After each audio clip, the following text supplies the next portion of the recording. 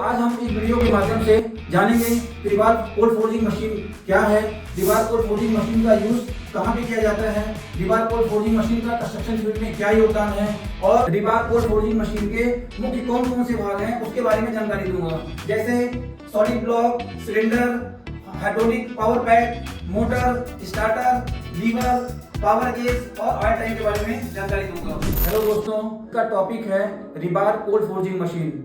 तो आज हम इस वीडियो के माध्यम से जानेंगे कि रिबार कोल्ड फोर्जिंग मशीन क्या है, रिबार कोल्ड फोर्जिंग मशीन का यूज कहाँ पे किया जाता है, रिबार कोल्ड फोर्जिंग मशीन का कंस्ट्रक्शन फील्ड में क्या योगदान है, और जब हम टेस्ट करते हैं, कपलर का टेस्ट करते हैं, तो हम पूरा मैकेनिकल रिबार स्प्लाइसिंग सिस्टम का टेस्ट करते हैं, जिसमें हमें pull out test, slip test, tensile test, low cyclic test और हाई साइक्लिक टेस्ट का रिक्वायरमेंट रहता है। Rebar cold forging machine forging process पे काम करती है। फोर्जिंग एक मैकेनिकल प्रोसेस है। सरिया को फोर्स करते हैं तो जो उसका फोर्जिंग एरिया है उसका अक्रॉस सेक्शन एरिया बढ़ जाता है। जब किसी का अक्रॉस सेक्शन एरिया बढ़ जाएगा उसका डायरेक्ट इंपैक्ट टेंसाइल स्ट्रेंथ पे आता है, उसका टेंसाइल स्ट्रेंथ बढ़ जाएगा।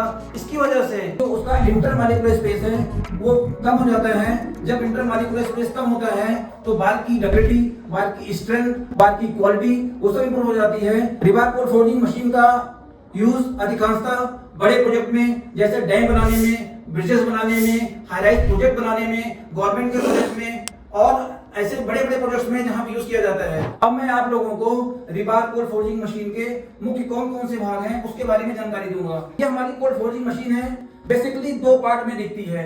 एक हमारा ऑयल टैंक वाला भाग, दूसरा हमारा सिलेंडर वाला भाग। सबसे पहले मैं आपको सॉलिड ब्लॉक के बारे में बताऊंगा। ये हमारे मशीन का सॉलिड ब्लॉक है जिसे हम कास्टिंग प्रोसेस से बनाते हैं, जिसमें कोबाल्ट, मैग्नीज, Fe, सिलिकॉन आज का मिक्सचर पाया जाता है।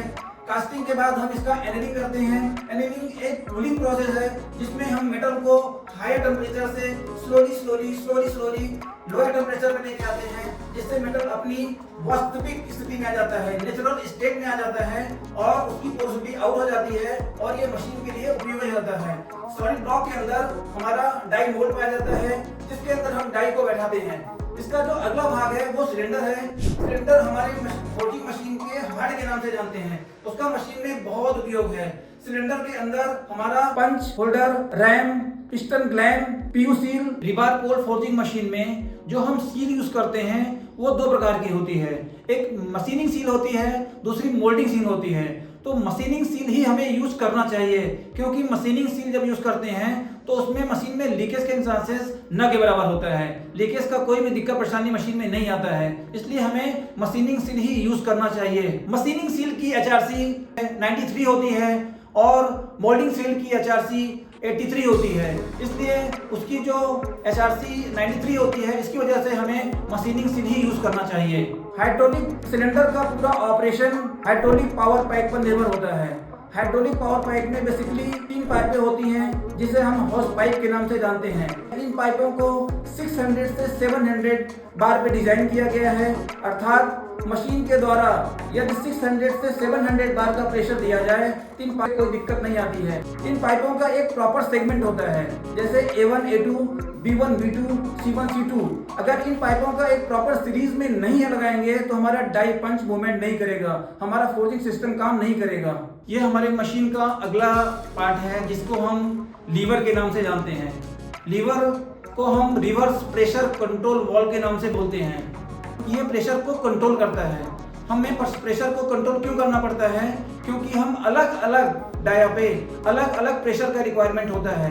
क्योंकि जैसे कि हमारा 16 mm के बार पे 80 to 90 बार का रिक्वायरमेंट होता है, 20 mm के बार पे 120 बार का रिक्वायरमेंट होता है और 25 mm के बार पे 160 to 180 बार का रिक्वायरमेंट होता है और 32 mm के बार पे 230 या 240 बार का रिक्वायरमेंट होता है। इसलिए प्रेशर वाल्व का बहुत उपयोग है, क्योंकि प्रेशर वाल्व से हम मशीन का प्रेशर कंट्रोल करते हैं।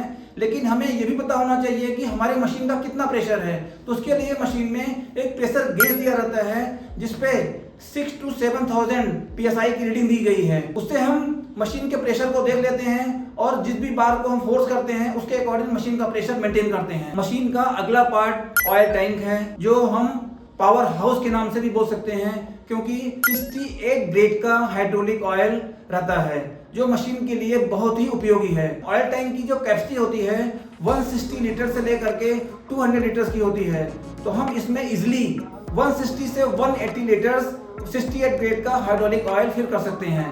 अब आपके मन में ये आता होगा कि 68 ग्रेड का ऑयल ही हम क्यों फिल करते हैं, क्योंकि 68 ग्रेड का ऑयल सबसे बेस्ट क्वालिटी का माना गया है। अब हम इलेक्ट्रिक कंपोनेंट के बारे में बात करेंगे। ये हमारी मोटर है और ये हमारा स्टार्टर है, इसमें दो बटन होती है, एक रेड कलर की बटन होती है, एक ब्लू कलर की बटन होती है। जब हमें मशीन के पावर को ऑफ करना होता है, रेड कलर की बटन को प्रेस करते हैं। पावर को ऑन करना होता है तो हम ब्लू कलर की बटन को प्रेस करते हैं। तो ये पावर को ऑन ऑफ करने का काम करता है स्टार्टर। यदि हम आपको रिबार कोल्ड फोर्जिंग मशीन के हाइड्रोलिक सिस्टम के बारे में बताएं तो ये दो टाइप्स की आती है। एक कुकान पॉलीहाइड्रॉन का सिस्टम होता है और दूसरा यूकेन का होता है। ये दोनों ब्रांडेड है क्योंकि ये एक ब्रांडेड कंपनीज हैं, इसका बहुत अच्छा आउटपुट है। 32 mm की फोर्जिंग मशीन के साथ हम 5 HP की मोटर और 40 mm की मशीन के साथ 7.5 HP का मोटर यूज करते हैं। अब हम रिबार कोल्ड फोर्जिंग मशीन के स्पेसिफिकेशन के बारे में बात करेंगे। 32 mm की कोल्ड फोर्जिंग मशीन का वेट अप्रॉक्स 900 kg है और 40 mm की कोल्ड फोर्जिंग मशीन का वेट अप्रॉक्स 1200 kg है। अब मैं आप लोगों को रिबार कोल्ड फोर्जिंग मशीन के डिस्क्रिप्शन के बारे में बताऊंगा। रिबार कोल्ड फोर्जिंग मशीन हमारी सेमी ऑटोमेटिक मशीन है। इसको ऑपरेट करने के लिए 415 वोल्टेज और 3 फेज कनेक्शन की जरूरत पड़ती है। यदि 415 वोल्टेज हमें नहीं मिलेगा साइड पे तो हमारी मशीन ऑपरेट नहीं हो पाएगी। सेमी ऑटोमेटिक मशीन का मतलब है कि यदि हम एक डाया को हमने सेट कर दिया है तो फिर उसमें हमें चेंजेस करने की जरूरत नहीं पड़ेगी।